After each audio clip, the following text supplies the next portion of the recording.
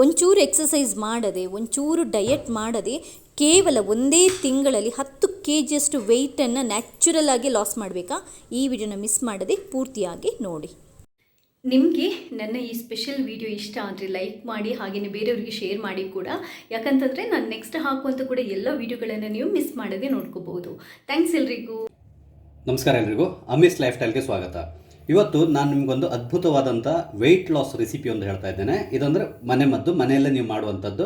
ಅದೇನಂತ ಹೇಳಿದರೆ flex seed ಇದೆಯಲ್ಲ ಅಥವಾ ಅಗಸೆ ಬೀಜ ಇದೆಯಲ್ಲ, ಇದನ್ನು ಉಪಯೋಗಿಸ್ಕೊಂಡು ಒಂದು ವೆಯ್ಟ್ ಲಾಸ್ಗೆ ಒಂದು ಒಳ್ಳೆಯ ಒಂದು ರೆಸಿಪಿನ ಹೇಳ್ತಾ ಇದ್ದೇನೆ.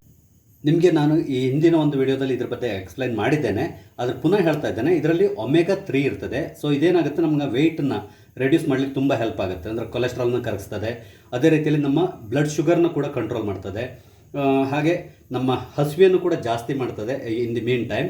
ಬಟ್ ನಿಮ್ಮ ಡೈಜೆಷನ್ ಕೂಡ ಅಷ್ಟೇ ಪರ್ಫೆಕ್ಟಾಗಿ ಆಗ್ತದೆ. ಹಾಗಾಗಿ ಫ್ಯಾಟನ್ನು ಕೂಡ ಕಮ್ಮಿ ಮಾಡ್ತಾ ಹೋಗುತ್ತೆ.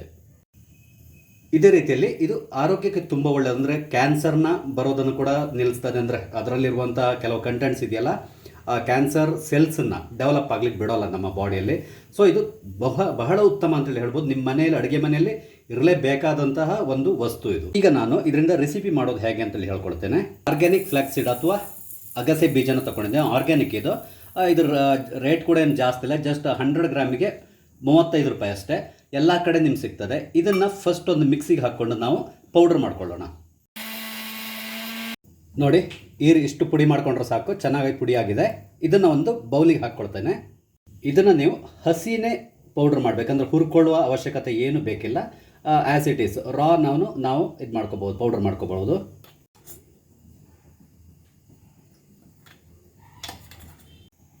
ನೋಡಿ, ನಾನಿವತ್ತು ನಿಮ್ಗೆ ಹೇಳ್ತಾ ಇರುವ ಈ ರೆಸಿಪಿನ ನೀವು ಫಾಲೋ ಮಾಡಿದರೆ ನಿಮಗೆ ಮಿನಿಮಮ್ ಗ್ಯಾರಂಟಿ ಕೊಡ್ತೇನೆ, 1 ತಿಂಗಳಲ್ಲಿ ಕಮ್ಮಿ ಅಂತ ಹೇಳಿದರೆ 5 ರಿಂದ 10 kg ನೀವು ವೆಯ್ಟನ್ನು ಕಮ್ಮಿ ಮಾಡ್ಕೋಬೋದು.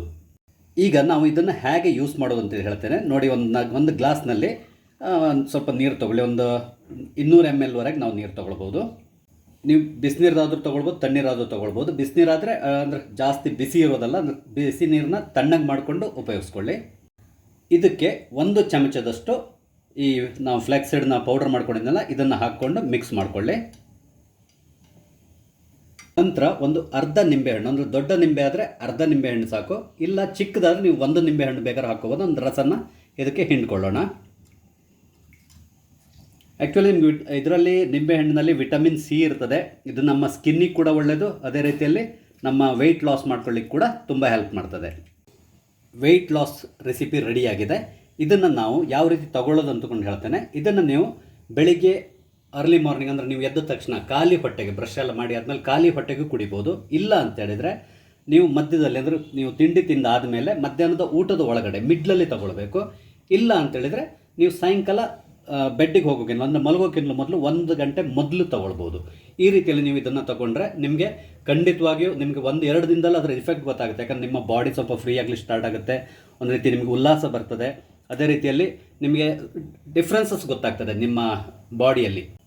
ಇದನ್ನು ದಿನಕ್ಕೆ 1 ಗ್ಲಾಸ್ ಮಾತ್ರ ತೊಗೊಳ್ಳಿ, ಅಂದರೆ 1 ಸ್ಪೂನ್ ಮಾತ್ರ ನಾವು ಕನ್ಸ್ಯೂಮ್ ಮಾಡಬೇಕು, ಅದಕ್ಕಿಂತ ಜಾಸ್ತಿ ಬೇಕಿಲ್ಲ. ಅಷ್ಟು ತೊಗೊಂಡ್ರೆ ಸಾಕು. ಇನ್ನೊಂದು, ಯಾರ್ಯಾರು ಕುಡಿಬಾರ್ದು ಅಂದರೆ ಪ್ರೆಗ್ನೆಂಟ್ ಇರೋರು, ಅಂದರೆ ಗರ್ಭಿಣಿಯವರು ಕುಡಿಬಾರ್ದು, ಮತ್ತು BP ಕಮ್ಮಿ ಇರೋರು, ಅಂದರೆ ಲೋ BP ಪ್ರಾಬ್ಲಮ್ ಇರೋರು ಕೂಡ ಇದನ್ನು ಕುಡಿಬಾರ್ದು. ಇವನ್ ಶುಗರ್ ಇರೋರು ಕುಡಿಬೋದು, ಯಾಕಂದರೆ ಶುಗರ್ನ ಕಂಟ್ರೋಲ್ ಮಾಡ್ತದೆ ಇದು. ಮತ್ತು ಹೈ BP ಇರೋರು ಕುಡಿಬೋದು, ಯಾಕಂದರೆ ಕೊಲೆಸ್ಟ್ರಾಲ್ನ ಕಮ್ಮಿ ಮಾಡ್ತಾ ಹೋಗ್ತದೆ. ಬೇರೆ ಇನ್ಯಾರು ಬೇಕಾದ್ರೂ ತೊಗೊಳ್ಬೋದು, ಯಾವುದೇ ರೀತಿಯ ಪ್ರಾಬ್ಲಮ್ ಇಲ್ಲ.